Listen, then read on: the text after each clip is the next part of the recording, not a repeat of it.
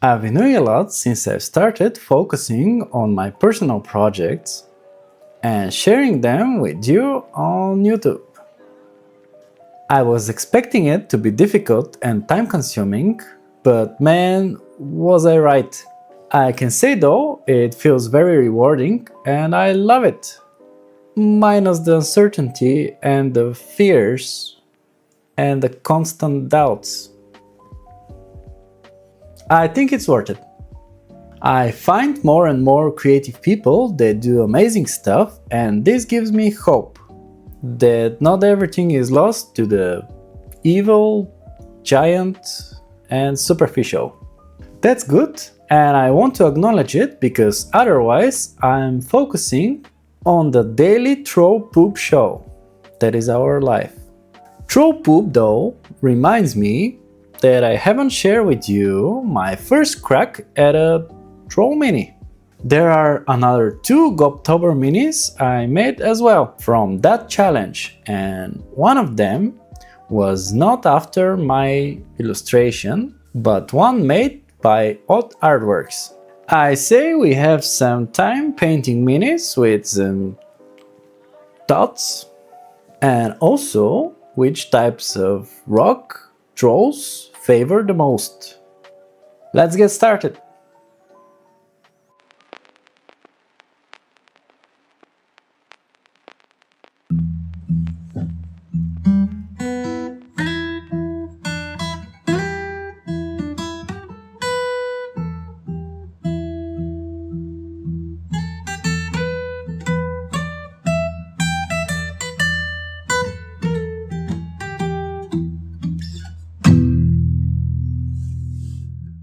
So I made a video that I drew some troll concept designs and promised I'm going to make minis and busts, possibly, out of these concepts.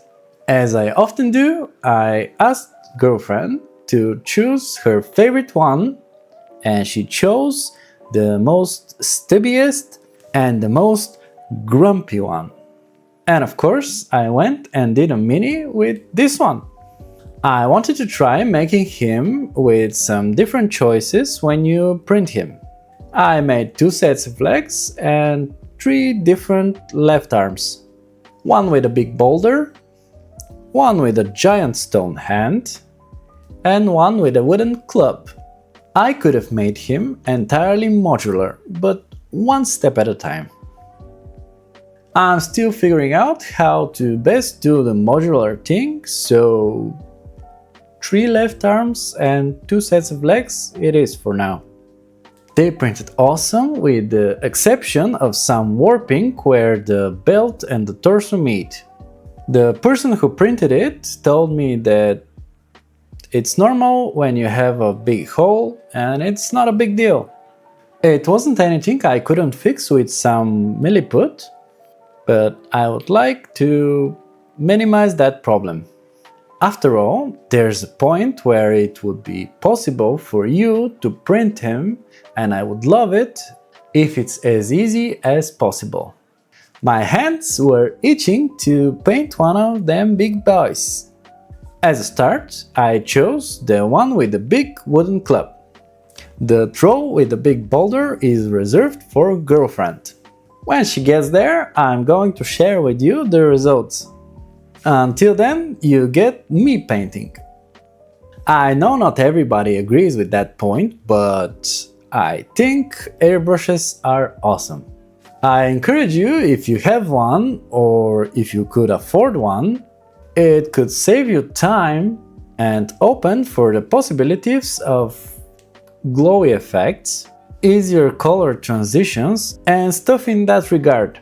I mean, it's not a must by all means, and you could do great without it, but if you can, try it. Just try it. I certainly am. I don't fear it as I used to, and I don't stop myself that often when I want to use it. Especially with a big troll like this, it could take ages to cover the whole thing with a brush. Since in the concept I made the troll red, I wanted to honor that. Honor? What's that? Ah, so red. Red has a very dark gray value, so it's easy to try making it brighter and you end up with pink and a good amount of lost saturation. So what's the solution? Well, in art there's this thing where you're changing the hue, in this case to a lighter color, in order not to lose saturation, and it would still read generally as red if you're careful enough. We are talking orange and yellow. These colors are naturally lighter than red.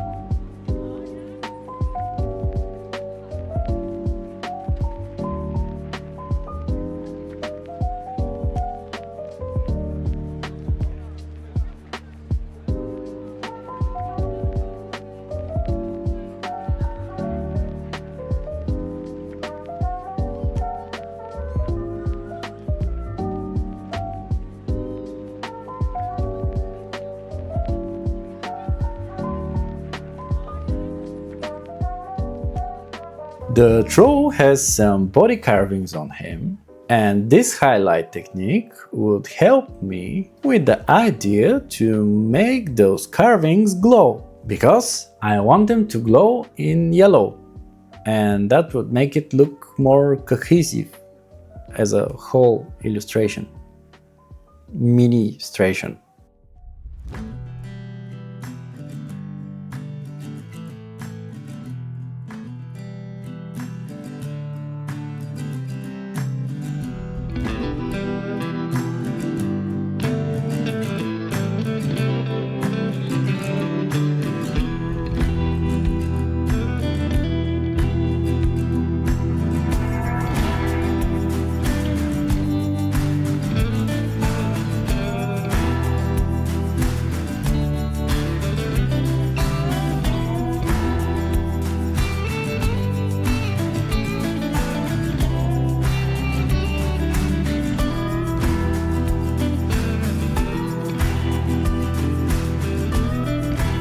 I use some neutral grays for the stones. We have enough saturation, so this is a good way to give your eyes a bit of rest.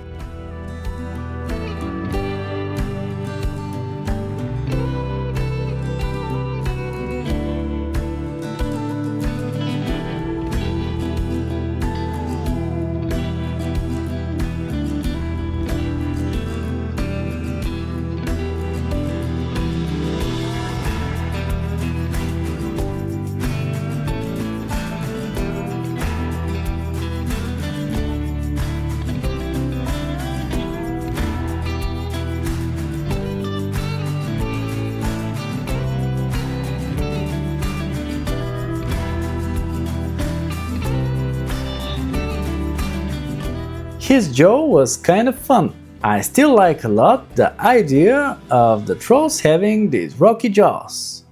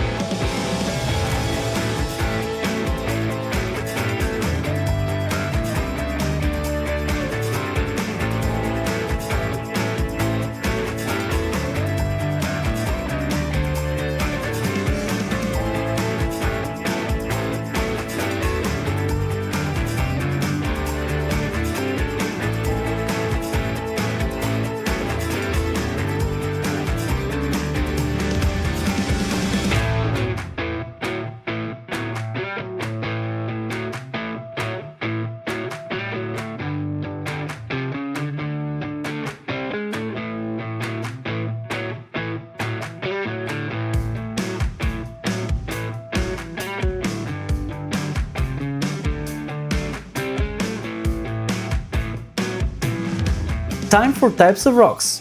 I'm not too deep into that knowledge, but I think there are like 3 main groups of rocks: igneous, sedimentary, and metamorphic. Igneous forms from lava or magma solidification. It's hard and has no layers. Sedimentary forms from sediment compaction, or said in a more human way, things that are squeezed real hard by the fact that they are buried. So they get smaller and denser. They are crumbly and layered. Metamorphic forms from transformation of other rocks. It's relatively hard and may or may not have layers. I don't know about you, but I'm guessing that trolls like all of them. But maybe the igneous types of rocks a bit more. Just a bit. Like granite, which forms from magma cooling slow, and obsidian, which forms when lava is rapidly cooled down. But that's my opinion. Let me know yours about rocks and trolls and what they like. Possibly. On this fiery rocky theme, I could show you the goblin dragon. I painted him green, but I started with blue. Colorful shadows are another cool technique. Not killing saturation and having the right values for there to be contrast is pretty cool for miniatures. And in general, when you make illustrations and stuff. He has to be flying, so I found a 3mm acrylic rod. Made a hole in his belly and now he's in the air, flying like a dumb goblin. I was surprised how that thing was so easy to set up. In the future, I would play around more with flying miniatures.